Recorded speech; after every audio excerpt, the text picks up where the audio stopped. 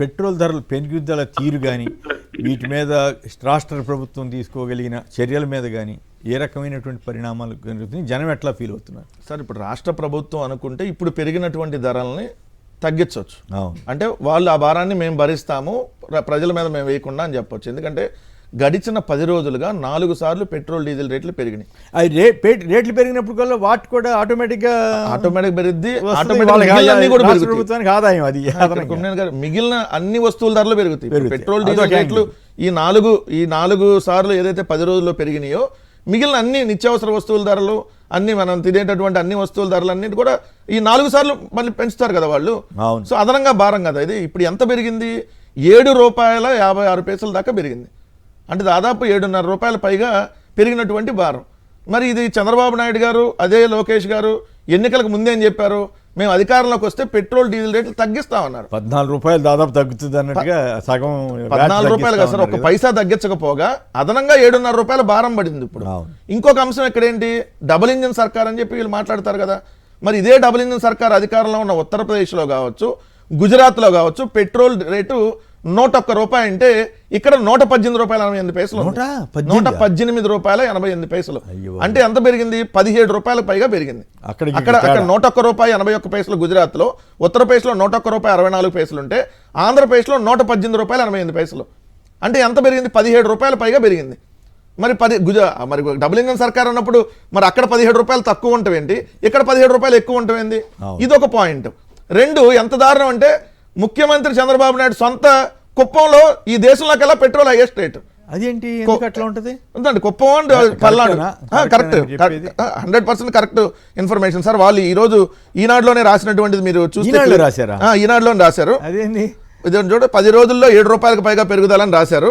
రాసి రాష్ట్రంలో 118.39, అదేవిధంగా డీజిల్ 106.10కు చేరిన ధరలు చూసి ఇక్కడ దాంతో పల్నాడు జిల్లా మాచర్ల, శ్రీకాకుళం జిల్లా కంచిలి, చిత్తూరు జిల్లా కుప్పంలో వీటి ధరలు వరుసగా ₹118.39, ₹106.10 ఉంది పెట్రోల్ డీజిల్. ఎందుకు అంటే అక్కడ డిస్టెన్స్ వీటి ఆధారంగా అదే బోర్డర్ కి ఉంటది కాబట్టి జిల్లా హెడ్ క్వార్టర్ అక్కడే కదా వాళ్ళు హామీ ఇచ్చింది కూడా, కుప్పం దాటి కర్ణాటక లెవెల్లో లొకేషన్ ఇట్లా సెల్ఫీ పట్టుకొని తీసి కంపట్లేదా ఇంపట్లేదా అన్నాడు ఆయన భాషలో. ఆయన కనపడట్లేదా వినపట్లేదా అని నన్ను అర్థం. ఆయన అన్నప్పుడు మరి ఇది కూడా కనపడట్లేదా వినపట్లేదా, మరి లోకేష్ గారు సొంతంగా మీ సొంత నియోజకవర్గం కదా, మీ చంద్రబాబు నాయుడు గారు సొంత నియోజకవర్గంలో పెట్రోల్ రేట్లు ₹17 దేశంలోకెల్లా ₹17 ఎక్కువ ఉంది, హైయెస్ట్. మరి ఇదేనా మీరు కుప్పం ప్రజలకు ఇచ్చేటటువంటి బంపర్ ఆఫర్, బంపర్ బొనాంజా? మొన్న అక్కడేంటి మన దాని పేరు అంటే సార్ తాటి ముంజలు స్పూన్తో తింటా ఇచ్చి నా కుప్పం ప్రజలంటే చాలా మంచి వెన్నతో కలిగినటువంటి వాళ్ళు అది ఇదని పొగడ్తలు ఇచ్చారు కదా. మరి అలాంటి కుప్పం ప్రజలు మిమ్మల్ని ఇన్నిసార్లు ఆదరించారు కదా. మీరు మంచి చేయకపోయినా చేస్తే అక్కడికే అట్లా చేస్తారు, రాష్ట్రం అంతా చేయమండి. ఇప్పుడు 164 సీట్లు అసలు 100% స్ట్రైక్ రేట్ అనే ఇంకో పార్టీ, మరి మీకు ప్రజలకు ఇచ్చేటటువంటి బంపర్ ఆఫర్ ఇదేనా? ₹7.5 పెంచడం ఏంటంటే 10 రోజుల్లో ఏదైనా ₹1, ₹10 అంటే ఇది సెంట్రల్ గవర్నమెంట్ పెంచుండొచ్చు, అది వేరే విషయం. సెంట్రల్ గవర్నమెంట్ మీరు అంటున్నారు సార్, సెంట్రల్ గవర్నమెంట్ ఎవరిది? సార్ ఎన్డీఏ గవర్నమెంట్ కదా. సెంట్రల్ గవర్నమెంట్ అని మనం సపరేట్ గా చంద్రబాబు నాయుడు గారు కాదుగా, పవన్ కళ్యాణ్ గారు ఈ మధ్య అన్నారు మీకు అవగాహన లేదన్నారు. సరే ఆయన అపోజిషన్ ఉన్నప్పుడేమో తిట్టారు, కేంద్రాన్ని విమర్శించారు అది వ్యతిరేకంగా ఉన్నప్పుడు, మళ్ళీ ఇప్పుడేమో మీకే అవగాహన లేదని అంటున్నారు. పవన్ కళ్యాణ్కి అవగాహన ఉందని ఎవడని చెప్తే వాళ్ళకి అవగాహన లేదని మనం చెప్పాలి. కాదు, ఆయన మీకు అవగాహన లేదంటే మాకు అవగాహన లేదంటే ఇంత రేట్లు ఎందుకు పెరుగుతుందంటే మీకు అవగాహన లేదు, ఎవరన్నా ప్రశ్నిస్తే మీకు అవగాహన లేదు. మరి ఈయనకి అవగాహన ఉంది కదా. మరి కేంద్రం ఈయన చెప్పేటటువంటి అన్నీ ఉంటది. నరేంద్ర మోడీ గారు, అమిత్ షా గారు నేనేం చెప్తే తింటారంటున్నారు కదా. అయ్యా మరి మీరు ఇప్పుడు ₹7 పెంచారు, ఇక ఏమన్నా పెంచకుండా ఉంటే, లేదంటే పెంచితే మేము తప్పుకుంటామని చెప్పొచ్చుగా. మరి ఇప్పుడు ఎన్డీఏ సర్కార్ కదండి, డబుల్ ఇంజిన్ సర్కార్ వల్ల ఈ డబుల్ ఇంజిన్ అని అంటున్నారు కదా. ఇప్పుడు మనం అంతకుముందు బాదుడే బాదు అని అంటున్నాం సార్, దీన్ని దంచుడే దంచుడు అనాలి. మామూలు దంచట్లేదు. 10 రోజుల్లో 4 సార్లు దంచుడే దంచుడు. ఆంధ్రప్రదేశ్ రాష్ట్రం మీద ₹7.5 భారం పడింది. మిడిల్ క్లాస్ ఫ్యామిలీస్ మీద, పూర్ సెక్షన్స్ మీద విపరీతమైన ప్రభావం, ఒత్తిడి పడుతుంది.